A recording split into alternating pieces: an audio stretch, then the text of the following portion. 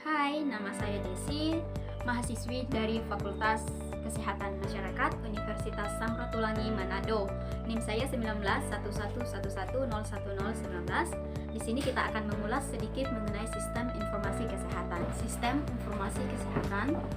Nah, kita bahas tentang apa sih itu sistem informasi kesehatan atau Health Information System.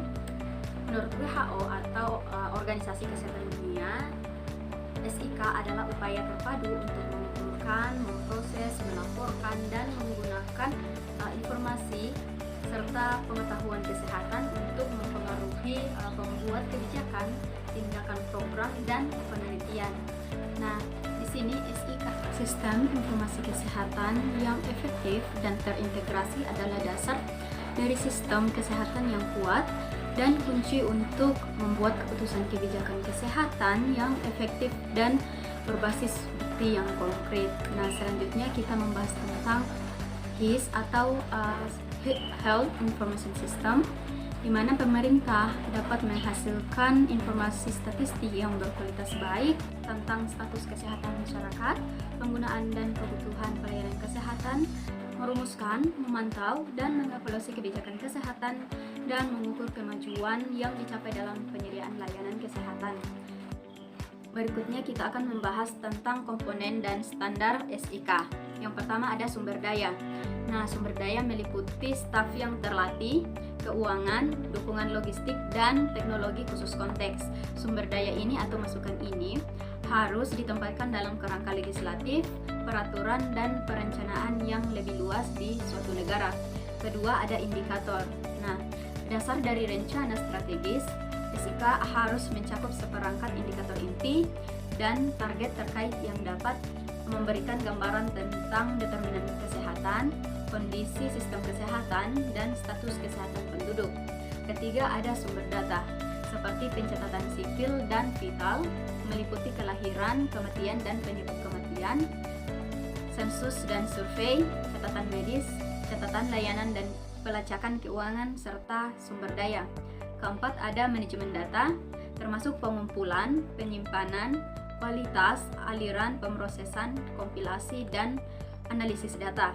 Kelima, produk informasi, transformasi dasar menjadi informasi, dan oleh karena itu menjadi alat untuk pengambilan keputusan berbasis bukti yang akan mengarah pada peningkatan kesehatan. Kemudian terakhir ada penyebaran dan penggunaan, meningkatkan nilai informasi kesehatan dengan membuatnya dapat diakses oleh pengambil keputusan dan memberikan insentif untuk penggunaan informasi kesehatan.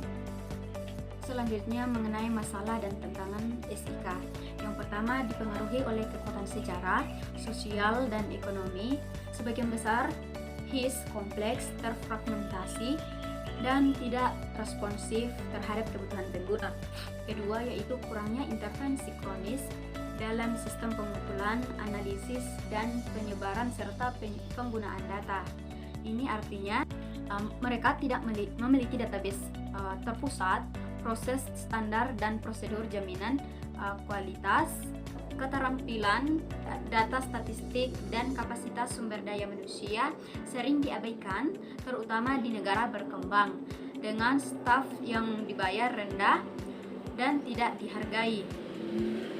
Keempat, kurangnya bukti mengenai HIS karena terbatasnya peran sistem, informasi, dan prioritas penelitian dengan pengetahuan terkini dalam tentang topik yang disebut EDOK, terputus-putus, dan kumpulan fakta, angka, dan sudut pandang yang tidak sistematis. Selanjutnya tentang data. Data merupakan inti dari Health Information System karena apabila data tidak diproses dan dibiarkan begitu saja akan menjadi sampah dan tidak berguna. Kemudian, data memerlukan serangkaian proses dan prosedur yang terorganisir untuk aliran pengumpulan, penyusunan, analisis, dan tanggapan lanjutan.